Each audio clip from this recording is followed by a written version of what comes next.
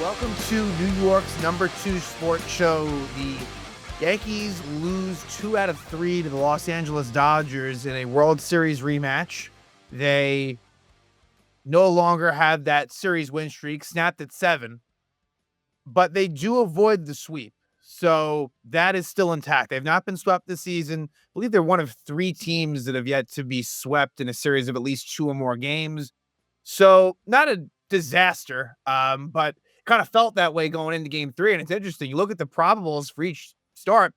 The third one would have been the least likely of them to win. They end up starting Brian Yarbrough. We thought maybe it'd be Carlos Rodon. They go with Yarbrough, and he was once again brilliant. Just quite the story. And to do it against Yamamoto, the current ace of the Dodgers staff, and he's had a really fantastic year himself. And the Yankees simply got to him. They really won that game pretty cleanly. The first couple games, a lot more disappointment for different reasons. Game 1 was one the Yankees had and really should have won. Max Fried finally falters, picks up his first loss of the season, which was frustrating in the way that it happened. The Yankees had a 5-2 lead in the 6th inning, and Fried and the bullpen as well just could not hold it. And so that's the one that's the most frustrating for me. Game 2 was a bit of an embarrassment, where Will Warren just gets obliterated. He gives up 7 runs, and he only got 4 outs. The Yankees were down 10-0 in the 2nd inning. They ended up losing by a final score of 18-2. And the crazy thing is that's a negative 16 run differential. Even with that, they went into the last, they go into the next day still leading Major League Baseball in run differential. This goes to show you how much of a lead they had. But you can at least leave this series feeling okay. What is of concern is on the injury front, where Jason Dominguez and Luke Weaver potentially have some injury scares. I don't think either of them will be super long term, but we both could end up in an injury list situation. Again, I don't have enough information at the moment to say for sure, but based on what we know, I think we have to be kind of ready for that possibility. I think at the very least, I think both of them are going to be out for at least a little bit of this next Guardians series. With Dominguez, he gets hurt sliding into second base, and he has the oven mitt on his right hand, but he slid in with going in with his left hand, and he actually was pinch hit for Cody Bellinger pinch hit for Dominguez. And he wasn't able to grip his bat. He downplayed it, which you see players do a lot. He made it seem like it wasn't a huge deal. So hopefully that is more true than kind of the way it sounded from Boone's end. But I'm sure they'll do x-rays and they'll get a better read on that. And then as far as Luke Weaver, he would have pitched the 9th. They went to Tim Hill. The reason they went to Tim Hill, Luke Weaver, while he was stretching in warm-ups for that 9th inning, apparently felt something in his hamstring. Whenever your hamstring, it's not great. Hopefully it was maybe just an abundance of caution on the Yankees' part and Weaver's part, but that would suck as well, right? Because then that puts you probably in a Devin Williams in the 9th inning situation, which has been a disaster. So that's the tough thing. Dodger Stadium just seems to be a place of injuries. Obviously, Aaron Judge a couple of years ago. These two, not as consequential in all likelihood, but certainly not unsignificant. Staying kind of on the potential transaction front, Yankees do make a move mid-series as Carlos Carrasco is actually back on the roster. When he was designated for assignment, we weren't totally sure what it would be. And once he accepted the assignment to AAA, you kind of knew that there was a chance he would be back. The fact that he didn't want to be a free agent and he stayed with the organization. He didn't pitch in the 3rd game, luckily. But Yuri De Los Santos was sent down. We're going to talk more about De Los Santos and his role in game 1 of the series, but he has options. He hasn't exactly been great the last couple games, and it made sense. It was either going to be him or Brent Hedrick, the lefty, but they went with De Los Santos, sent down. Carrasco takes the spot. And just a couple of things here as far as there are some people that are possibly coming back. And here's the thing. I'll first talk about Jazz Chisholm Jr. It sounds as if he'll be back for the Guardian series, potentially as soon as game 1. And originally I felt like, okay, that's probably going to be Bebas's spot in all likelihood. But now if Dominguez is down, I suppose there's a chance it's a 1-for-1 swap, although I don't know that for sure because, again, Chisholm's an infielder who can play outfield, but that's fairly irrelevant in this case. I don't think that they would consider that, but you never know. And Dominguez is obviously an outfielder, so it may be a situation if Dominguez is IL bound that they would basically um, have an outfielder would take that spot, and then like I said, Bebas or Pablo Reyes. I think it would more likely be Bebas take the Chisholm spot. We'll find out soon. On the pitching front, it sounds like Fernando Cruz will be back soon, which would really be very important with Luke Weaver potentially out. And then, of course, with that, Carrasco could be the one that goes off the roster. Hedrick, who up until his outing, I think in game two, was actually looking pretty good for what it's worth. Um, Marcus Stroman actually isn't too far away, and I have no idea what the hell his role would be. I hope it's nothing significant, but so long story short, between injuries that were just sustained and players coming back, expect for this Cleveland series for things to look a little bit different as far as the roster. And we'll be sure to talk about that next episode, but I'm pretty sure we're all caught up there.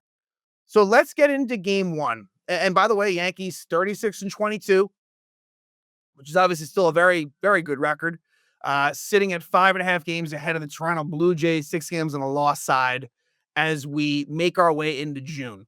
So game one, Max Fried. That's what comes to mind for me. And he came into that game, I think, with a 1.29 ERA. It jumps all the way up to 1.92. So the same number is just flipped a little bit differently. And that's what happens when you give up 6 runs in 5+ innings. And it sucks that he gets his first loss, but hey, it was deserved, right? It sucks because it was very close to at least being a no decision. But he does get the loss, drops to 7-1. 5 innings, 8 hits, 6 runs, no walks, and 3 strikeouts. Just didn't really have it. Didn't really have much put away stuff. And the Dodgers got him. And they got him good. And here's the thing with the Dodgers. They did not have Mookie Betts in any game this series. So the Yankees caught a bit of a break as far as the Dodger lineup. And it didn't really matter. And maybe it did in game 3. But it certainly didn't matter in games 1 and 2. For the Dodgers, Tony Gonsolin picks up a win that really should not have happened. The Yankees let him off the hook. He gets the win to improve to 3-1. 6 innings, 6 hits, 5 earned runs, 3 walks, 4 strikeouts. And he led 4 home runs in the first 3 innings. And the Yankees bats just kind of went to sleep after that third for the most part. And runners in scoring position was a major problem. And it had been going into the series. It was a problem in the Angels series. It might even date back a little bit to the Rocky one, but let's keep it with the Angels series. And it kind of bled its way into the Dodgers series where the Yankees, they were good at hitting the home run ball, specifically Aaron Judge in the first couple of games, but were not able to deliver that big hit. And you were looking for it in game 1 and it never really transpired. But it starts out with some fireworks. If you're into the Aaron Judge versus Shohei Ohtani show, you got what you asked for as Aaron Judge, first inning, homers off of Gonsolin, his 19th homer of the season to give the Yankees a 1-0 lead. By the way, the odd man out of this Yankee lineup, although he did get a pinch hit appearance and got a hit in doing so, was Jason Dominguez. He was out. And then as far as the whole Bebas, LeMahieu, Peraza trio with 2 spots, game 1, it would be LeMahieu off the bench. Game 2, Peraza off the bench. And then, LeMahieu was the odd man out in game 1. Peraza was the odd man out in game 2. And Bebas was the odd man out in game 3. As far as the other side of things, the more significant one, Dominguez out game 1. Again, this is the start. Game 2, it was Rice. And game 3, it was actually Bellinger, which actually came as a little bit of a surprise to me, but he did come in for Dominguez when he got hurt. Anyway, back to game 1. Judge hits the homer, a no doubt about it shot. And then what sucked from a Yankees fan's perspective, first pitch, Shohei Ohtani home run. First pitch by Max Fried ties up at 1. But hey, Yankees respond in the second inning in a pretty big way. Austin Wells, who seems to be breaking out of it a little bit. Not all the way there, but it's getting a little bit better where he was hovering around 200. Now I think it's more in that 210 to 215 range batting average wise, but Wells homers. And he's been doing that this year. 9 home runs is a pretty good amount. Certainly if you prorate that, that's going to get you in that, 25 home run territory. I don't think he'll get there. I would be surprised, but hey, at least 20 home runs is very realistic for Wells. And that makes it 2-1. And then Trent Grisham, continuing his very, very good season, especially in the home run department. He hits a 2-run shot to give the Yankees a 4-1 lead, his 13th homer of the year. So That's a good response for the Yanks. Bottom of the second, though, Dodgers score again. And keep in mind that going into this game, Max Fried had not allowed more than 2 runs all season. And he almost kept that alive until we'll talk about a disastrous sixth inning. But in the second inning, there was a double by Tommy Edman, who's been a bit of a Yankee killer. It feels like dating back to last year's World Series. And then after a questionable balk call, Kike Hernandez with an RBI ground out to make it 4-2. Could Peraza have gone home with it? Maybe. Gets the short at first. Then at the top of the third, Paul Goldschmidt hits his 6th homer of the year to make it 5-2. So at that point, 4 homers off of Gonsolin, and he hadn't even gotten an out in the third. However, and the Yankees again really had chances to do more in this third inning, but don't come away with anything else. Then at this point, Fried does a nice job in innings 3 through 5. He was helped by a nice catch by Aaron Judge on a lineup by Teoscar Hernandez in the third. There was a double play in the fourth, but we go to the bottom of the sixth, and this is when it comes undone for Fried in a way that we have not seen this season. And it was Shohei Ohtani again, homering. And Ohtani actually, he made his presence felt in game 1. He didn't do all that much in games 2 and 3. And the Yankees have actually had fairly decent success against Ohtani in his career, relatively speaking to what he does against other teams. But Ohtani gets the best of Max Fried. Lefty, doesn't matter. 5-3, and then it gets worse from there. Teoscar Hernandez single, Will Smith single, and an RBI double by World Series MVP, Freddie Freeman, who's showing no signs of slowing down at his age. He's been fucking unbelievable. So that makes it 5-4. That was a big moment. That Freeman RBI double really, really changes the total feel of the game. And so now Jonathan Loaiza comes in. Now here's where things get somewhat controversial as far as some decision making and things like that. We'll try to get into it because, again, I think a lot of my conversation points are mostly going to come from game 1. And it would be infield in, which was somewhat of an interesting decision. I think somewhat questionable because if the infield hadn't been in, you might have been able to get an out here. But Andy Paez with the drawn in infield gets it by Volpe. Sits tied up at 5. Makes it first and third, no out. And then the Yankees actually do get an out, but don't do a great job in getting it. Tommy Edman grounds out to Goldschmidt, and they have Freddie Freeman out dead to rights, but he gets into a rundown, which gets the runners over to second and third. I think Wells needed to do a better job of making sure that they could get Freeman out of third. Instead, it becomes a rundown. And so now, second and third, 1 out. Max Muncy pinch hits for Kike Hernandez, and Loaiza intentionally walks him, which I understand it. I think with 2 outs, I would have understood it more, but now Sam Hill comes in for Conforto. The problem here is that the Yankee bullpen was really not fully available. It never got discussed postgame, but based on the decisions, I think Mark Leiter Jr. they wanted to stay away from, and as well Ian Hamilton. Leiter Jr. being the more important one, but Hamilton as well. Sam Hill comes on and he does what you cannot do.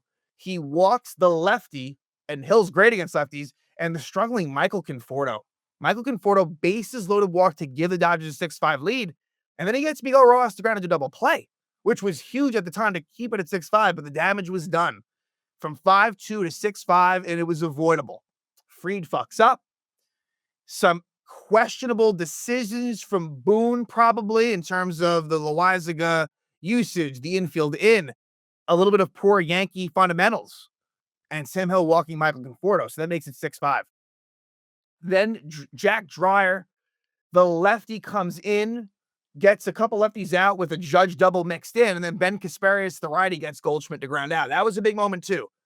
So then Tim Hill gets Shohei Ohtani to pop out to Volpe. And again, Tim Hill got Ohtani out here. Tim Hill got Freddie Freeman out in the last game. It brings me back to last year with the Nestor Cortez thing. Just an asinine decision for Cortez to have come in game 1. I think that's one the Yankee fans will never let go and forget. But anyway, then Yuri De Los Santos comes in, and this was extremely frustrating.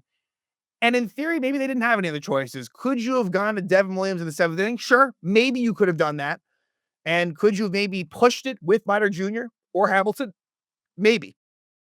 But they go to Yuri De Los Santos, who was sent down after game 2. Keep that in mind. Like, he is one of your bottom of the barrel guys. And he gets the first out. He gets Teoscar Hernandez grand out. So there's 2 out, no one on. And then it's a 2-out rally. Will Smith single, Freddie Freeman double, second and third 2 out. He can make it okay if he just gets Andy Paz to get out. First pitch, 2-run single. And Freddie Freeman barely scores for that second run to make it 8-5. So very frustrating. The fact that Delos Santos was in that situation was not good. Brent Hedrick would finish out the inning, and it's 8-5 Dodgers. Then in the eighth, a little bit more as far as like interesting situations. Ben Rice lead off walk, and Ben Rice had a very good series. Between games 1 and 3, he obviously didn't play game 2, but Ben Rice was really good in the middle of that Yankee lineup in the DH spot. But it would be Dominguez pinch hitting for Bibas, not as the tying run. It was still 8-5, runner on first, 2 out. At this point, they had the righty Kasparius was in, and Dominguez gets a single to make it first and third, 2 out. Then JC Escarra pinch hits for Peraza, to which then they bring in Tanner Scott, and then the Yankees pinch hit LeMahieu for Escarra. So a lot of moving parts there. I understand some of Boone's rationale. I honestly wouldn't have hated if Escarra hit for himself against Scott. Now, the argument is made less effective by DJ LeMahieu getting 4 hits in game 3. But at the time, LeMahieu was struggling. Escarra isn't horrible against lefties, and Tanner Scott's actually kind of a reverse splits guy. He's actually got better numbers versus righties. But anyway, LeMahieu is the tying run, and he flies out to end that possible threat. Hedrick pitches a 1-2-3-8, and we go to the ninth, and it would be the lefty Alex Vesia coming on. Grisham with a leadoff single to maybe get things going, but Aaron Judge, despite the good night, basically, he pops out in a second. And then Bellinger flies out sharply, and Goldschmidt lines out. So Vesia was hit hard, but the Dodgers win 8-5. This was frustrating in many, many ways. Not a clean game by the Yankees. And with your ace on the bump in Max Fried, you wanted a better outcome than that, for sure. So let's go to game 2. Game 2, it's pretty cut and dry. The Yankees get absolutely blasted. And Will Warren, he was going in hot. And I was curious to see how he was going to do. And this sort of did prove to me like Will Warren, A, against a really good lineup, B, in a really kind of pressurized type situation, couldn't handle it. And so a couple things come to mind. Like, again, seeing what Fried did against the Dodgers, that has me a little bit concerned, right? If you do have a World Series situation, like, let's hope they even get there, right? That's thinking way ahead. But you don't love what you see there. Then Will Warren, like, let's say he's in a postseason start somehow. And as we speak right now, I still wouldn't expect that to be the case if the Yankees are mostly healthy in the rotation. But if you do, this certainly didn't make you feel better about that either. So these were more things that I'm looking at in the long run than necessarily in the interim. Will Warren's final line, ugly. 1 1/3 innings, 6 hits, 7 runs, 4 walks, 2 strikeouts. He allows a homer, and the loss drops into 3-3. So it's a shame. He was getting those numbers back to respectability, and it got brought way back up to a 5.1 on ERA. And then Landon Knack actually pitches pretty well. Now, it helps for Knack that he had a huge lead for basically every inning except the first. His win moves into 3-2, 6 innings, 5 hits, 1 run, 3 walks, and 6 strikeouts. So this was wire to wire domination by the Dodgers. Again, no Ben Rice in this lineup, as well as no Oswald Peraza. I mean, you did have Peraza come off the bench. You had Escar come off the bench. You even had Pablo Reyes pitching in this game, giving up 3 runs in the 8th inning. Well, let's go through this fairly quickly. First inning, you get an RBI single by Will Smith. You get an RBI single by Max Muncy. There is a sacrifice fly by Michael Conforto and an RBI double by Tommy Edman to make it 4-0. He basically threw just about, I think, 40 pitches in that first inning, Will Warren. And it doesn't get much better in the second, as he allows a 3-run homer to Max Muncy, a massive game for Max Muncy, as he ends up with a couple of 3-run shots in a 7 RBI game for Muncy.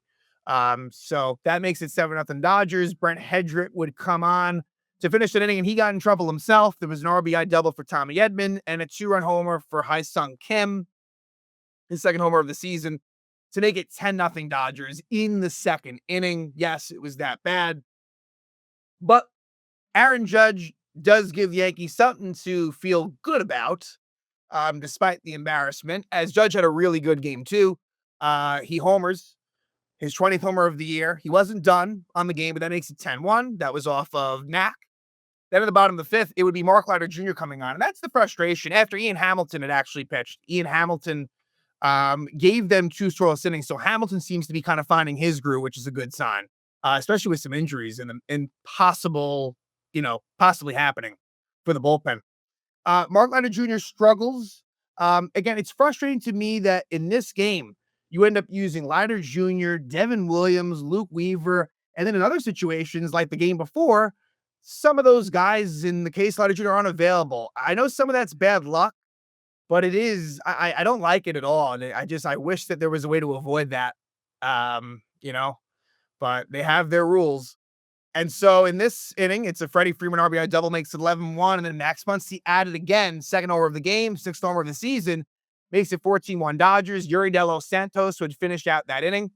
And then let's go to the bottom of the seventh, where at this point, the inning before was a combination of De Los Santos and Devin Williams. Luke Weaver comes in, and he allows a homer to Andy Paez, his 10th homer of the year. So unfortunately, Luke Weaver, and again, he's dealing with a hamstring situation as we speak, but Luke Weaver, that run moves his ERA up to above 1. Still amazing, but it's 1.05. And look, Luke Weaver has not been great lately. And it's kind of a random run allowed in a strange situation. And then Aaron Judge homers again in the eighth inning off of Chris Stratton, his 21st homer of the year, second of the night, makes it 15-2. And then Pablo Reyes gets beat up in the bottom of the eighth, where it would be a Dalton rushing, I think it's first career home run off of a position player as well. It makes it 18-2 Dodgers there. And that's your final score. Kike Hernandez actually would pitch the ninth inning for the Dodgers. And besides leadoff double to Dominguez, actually got the final 3 outs. So, yeah, really tough loss for the Yankees as far as just optics. And so we go to game 3 with the Yankees looking at a real possibility to get swept. However, the Yankees, after the game 3 win, are now 4-0 in avoiding getting swept, which is really nice. So Ryan Yarbrough is the story, as well as DJ LeMahieu, but Ryan Yarbrough as a starter has been magnificent. And you can't take him out. I don't care who's coming back or whatnot. Like, he's got to stay in. 3-0 now, 6 innings, 4 hits, 1 run, no walks, and 5 strikeouts. Makes one mistake, giving up a home run. We've seen that. He can give up the home run ball, but the ERA drops on the whole to 2.83. It's even better than that as a starter. Just simply brilliant for the former Dodger. And then Yamamoto, he loses to go to 6-4. That's about as bad as you'll see from Yamamoto. 3 2/3 innings, 7 hits, 4 runs, 3 walks, only 2 strikeouts. Very impressive showing from the Yankee lineup. Really good to see, because again, the tone of this episode could have been completely different, but it's not, because of what I saw in this last game here. And Cody Bellinger was on the bench, which again was a little bit interesting of a decision because look, he's a former Dodger. He is one of your best hitters in the lineup, but it doesn't really affect them as far as winning or losing this game. First inning, Yankees get on the board, and Yankees did a pretty good job of scoring first inning runs. They got to be up there, and they're up there in baseball in almost all statistical offensive categories. So I wouldn't be surprised if the first inning run totals.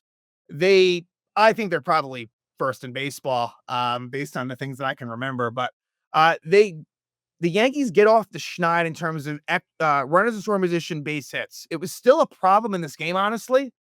I mean, it ends up 4 for 16. That's not horrendous. That's obviously 250. But, Dominguez gets a big hit in the first, an RBI single with 2 out. And it helped that Andy Paez kind of overthrew Will Smith at home, because Trent Grisham could have been thrown at the plate. And then Dominguez honestly could have been thrown at second as well, but everyone ends up safe. Eventually, it leads to a bases loaded 2-out situation for Austin Wells, who grounds out. I thought that could have come back to bite them, because I felt like they let Yamamoto off the hook a little bit. But Yarbrough from the start looked good, and that was a really good sign, of course.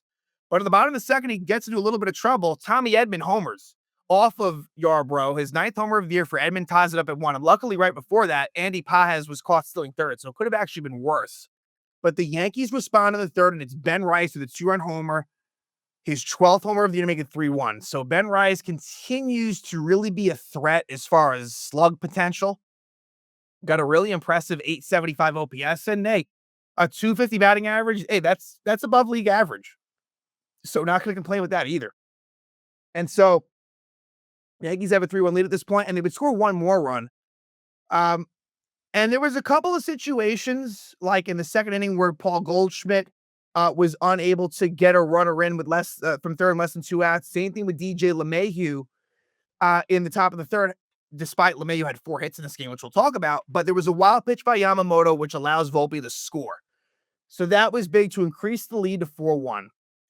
Yamamoto gets pulled in the fourth. He goes, like I said, 3 2/3 innings. So a great job by the Yankees to really work him out of the game. And then the fifth inning is where Dominguez gets that walk and still second. He would eventually, like, he would finish out the inning. He would score a run actually on a DJ LeMahieu RBI single off of former Yankee Lou Trevino after he replaced another former Yankee Anthony Banda. And then Oswald Peraza with RBI single makes it 6-1. So a nice job by the bottom of the order, getting some big hits, runners in scoring position. But Dominguez would be replaced eventually in the top of the sixth. And it was a little bit odd at the time, and you find out that it was a left thumb contusion for Dominguez. Um, and so Cody Bellinger would pinch it in that moment. And a great job by Ryan Yarbrough to finish out the 6 innings clean. Again, like, can't say enough. He has maximized as much as he can possibly do since he's come into this rotation. And look, like, I think he's going to stay in there for at least a little bit. I'm not saying it's going to last all season, but I think for a little bit longer here. Bottom of the seventh, Jonathan Loaiza gets into trouble. And look, for Loaiza, I haven't overall, I don't know. I guess it's kind of a mixed bag for Loaiza, but I think it's been more bad than good. Not to say that he can't. It's been a while. Look, obviously, since he's, like, think about it. He pitched like for a week in the regular season at the start of last year. So that's kind of nothing. And the guy's been hurt just a lot in general. So look, got to give him some time. But I think, it hasn't been great. And he allows 2 homers in the seventh to get the Dodgers back in the game. Andy Pages is 11th homer of the year. And then Max Muncy is 7th of the year to make it a 6-3 game all of a sudden. And then at the bottom of the eighth, Devin Williams comes in, and obviously that's a little bit nerve-wracking, but Williams in non-ninth inning situations has actually been decent. And I think maybe we can chalk it up to him just not being able to handle closing save situations as a Yankee. Because Devin Williams gets a 1-2-3 inning with a couple of strikeouts. He picks up his 7th hold of the year. And then in the top of the ninth, the Yankees get one more run off of a really bad pitcher in Chris Stratton. And it's a 2-out RBI double for LeMahieu. Actually, LeMahieu's first double of the season that knocks in Cody Bellinger to give the Yankees a 7-3 lead. So LeMahieu's batting average goes up in this game from like 171 to 239. His first 4 games since 2021. So really good stuff there. Hopefully somehow he can use this as something to get going again. Jazz Chisholm Jr. is going to come back, and that's probably going to affect his playing time to some degree. But Chisholm, I didn't mention this. He's coming back to play third base, which helps LeMahieu because he's played second. So that's probably going to be your primary situation. But I would still expect that Peraza will get some starts. If Bebas is somehow still on the roster, maybe he will too. But, that's what it is. Bottom of the ninth, Tim Hill comes on. And the reason for that is because Luke Weaver, in getting ready, felt something in his hamstring. But Tim Hill gets the job done, strikes out Freddie Freeman again. I wish that he was facing him last year in Game 1 of the World Series. And then he gets Will Smith to ground out and Andy Paz line out to, fittingly, DJ LeMahieu at second base. So Yarbrough and LeMahieu are kind of the stars of this game, and the Yankees win at 7-3. They salvage the series. They still, the streak is over.